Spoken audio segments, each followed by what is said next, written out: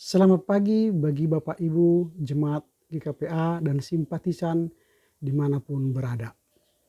Hari ini kita akan memulai aktivitas kita. Namun sebelum kita memulai seluruh aktivitas kita, kita mohon bimbingan Tuhan melalui firman yang akan kita dengar. Kita berdoa. Damai sejahtera Allah yang melampaui segala akal, itulah yang memelihara hidup kita hari ini sampai selama-lamanya. Amin. Firman Tuhan yang akan kita renungkan dalam hari ini tertulis dalam kitab Imamat pasal 19 ayat 17. Janganlah engkau membenci saudaramu di dalam hatimu, tetapi engkau harus berterus terang menegur orang sesamamu, dan janganlah engkau mendatangkan dosa kepada dirimu karena dia. Janganlah engkau membenci saudaramu di dalam hatimu, tetapi engkau harus berterus terang menegur orang sesamamu, dan jangan engkau mendatangkan dosa kepada dirimu karena dia. Tema yang akan kita renungkan dalam firman Tuhan hari ini ialah jangan engkau membenci saudaramu dari dalam hatimu. Membenci ini membuat kita sengsara. Kita membenci orang membuat hati kita gelisah. Kita membenci orang membuat hidup kita susah.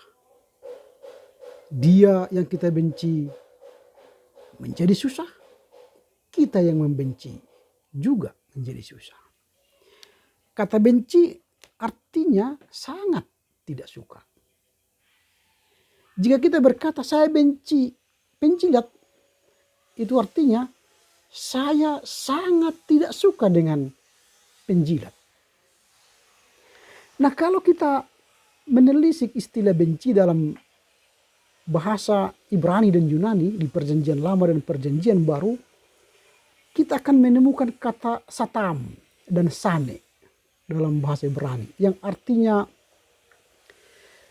sangat tidak suka dan sangat tidak menyayangi. Dan dalam bahasa Yunani artinya miseo dapat diartikan dalam berbagai bentuk arti. Yang pertama menunjukkan permusuhan yang hebat. Jika saya katakan satan atau sane atau miseo, itu artinya saya menunjukkan permusuhan yang hebat. Atau perasaan antipati yang berkepanjangan atau sering disertai dengan niat jahat. Itulah benci dalam kitab suci, baik dalam Perjanjian Lama dan Perjanjian Baru. Tetapi ada juga benci itu berupaya untuk menjauhi dirinya. Artinya kebencian itu adalah sesuatu yang membuat perasaan kita sangat tidak suka kepada orang. Itulah kebencian. Jadi Tuhan tidak menghendaki pengikutnya memiliki benci dan kebencian. Lalu kalau kita mendalami kata benci ini dalam kitab suci, maka kita akan menemukan bahwa ada dua kelompok orang yang termasuk dalam benci. Ada yang pertama, ada orang yang membenci lalu dibenarkan Tuhan. Loh, kok bisa? Kita membenci tapi dibenarkan Tuhan. Maksudnya begini, jangan salah tanggap. Kita membenci sesuatu lalu Tuhan senang. Maksudnya apa? Nah, kalau kita baca misalnya Mazmur 97 ayat 10 dikatakan begini, hai orang-orang yang mengasihi Tuhan, bencilah kejahatan. Oh, Tuhan senang. Kalau kita membenci kejahatan, Tuhan senang. Itu maksudnya. Jadi kelompok yang pertama tadi membenci tapi disenangi Tuhan. Karena apa? Kita membenci kejahatan. Nah, dalam teks lain dikatakan begini, aku mencintai keadilan dan membenci kefasikan. Itu Mazmur 45 ayat 8. Aku mencintai keadilan tapi membenci apa? Membenci kefasikan. Nah, kelompok orang yang pertama seperti ini disebut dengan membenci tetapi dikasihi Tuhan. Itu kelompok yang pertama. Nah, kelompok yang kedua ialah membenci tapi tidak dikehendaki Tuhan. Membenci tidak dikehendaki Tuhan. Maksudnya apa? Dia melakukan apa yang melawan kehendak Tuhan. Misalnya begini, janganlah engkau membenci saudaramu dalam hatimu. Nah, teks hari ini kan, janganlah engkau membenci saudaramu dalam hatimu. Nah, Tuhan tidak suka itu. Itu disebut membenci tidak disukai Tuhan. Jadi kita membenci saudara kita dalam hati kita. Lalu dalam hati timbul tindakan kita. Mencelakai dia. Lalu setelah mencelakai dia kita senang. Itu tidak berkenan bagi Tuhan. Atau teks lain mengatakan begini. Jikalau seorang berkata aku mengasihi Allah dan ia membenci saudaranya, maka ia adalah pendusta. Nah, ini membenci yang tidak disenangi Tuhan. Di hadapan Allah seperti orang baik, tetapi dia membenci saudaranya, itu adalah penipu. Itu tidak disukai Tuhan. Membenci seperti itu tidak disukai Tuhan. Ya, sudah jelas bahwa ada dua pembenci. Satu pembenci yang disukai Tuhan karena dia membenci apa yang dilakukan, yang dikehendaki Tuhan itu kejahatan. Itu dia membenci kejahatan, itu senangnya Tuhan. Tapi pembenci kedua ialah dia melakukan kejahatan. Membenci saudara dalam hati. Karena itu tidak disukai Tuhan. Nah, ini yang perlu kita dalami dari teks ini.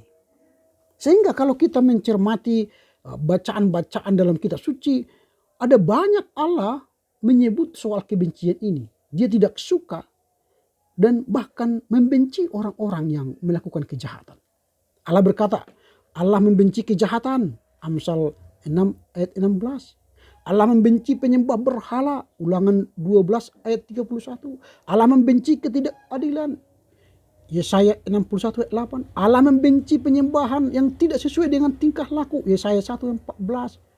Allah membenci orang yang melakukan kekerasan. Mazmur 11 ayat 5.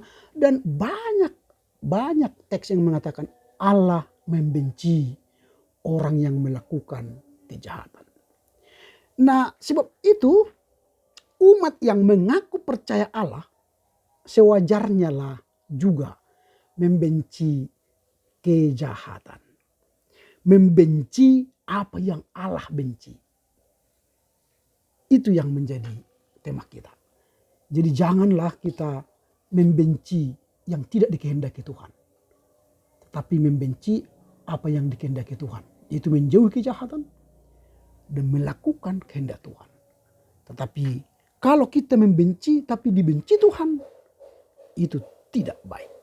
Sewajarnya lah jika kita harus menolong orang yang jatuh dalam kejahatan supaya berbalik dari kejahatan itu melakukan kehendak Tuhan.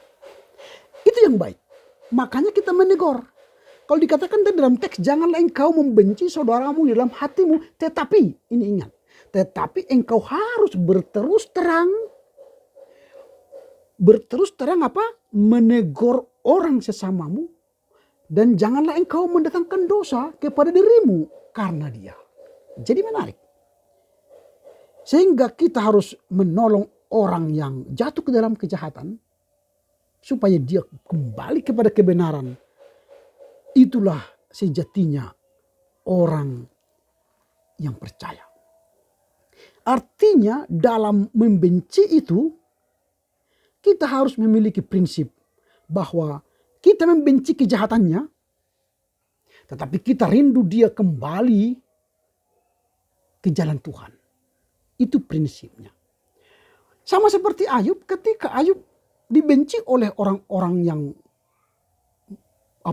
yang memusuhi dia, tetapi dia tidak membalas kebencian itu kepada orang yang membenci dia.